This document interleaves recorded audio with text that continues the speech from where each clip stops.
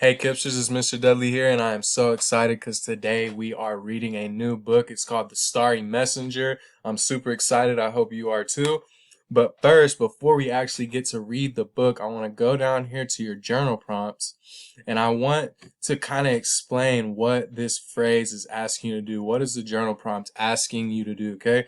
So I'm going to read the journal prompt, and then I'm going to go over it with you so that you can give us a really solid answer.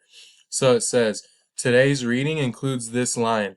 In the city of Pisa, a little boy was born with stars in his eyes. The phrase with stars in his eyes means he had big dreams. When have you had stars in your eyes? So, that phrase is a form of figurative language, right? The boy, he didn't really have stars in his eyes, right? That just means that he had big dreams, like he was seeing stars. He was just very interested in achieving his dreams, like the sky's the limit kind of a thing. You ever heard that before? Someone said like the sky's the limit.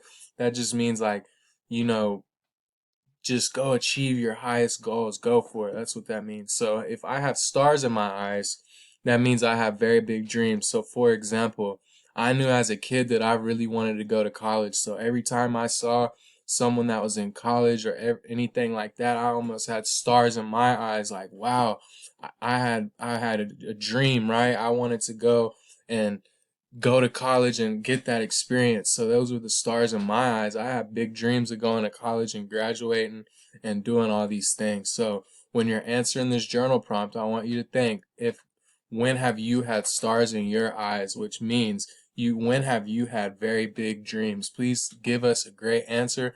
We love to read your answers, so please give us a complete sentences and all that. We're very interested to know when you've had stars in your eyes.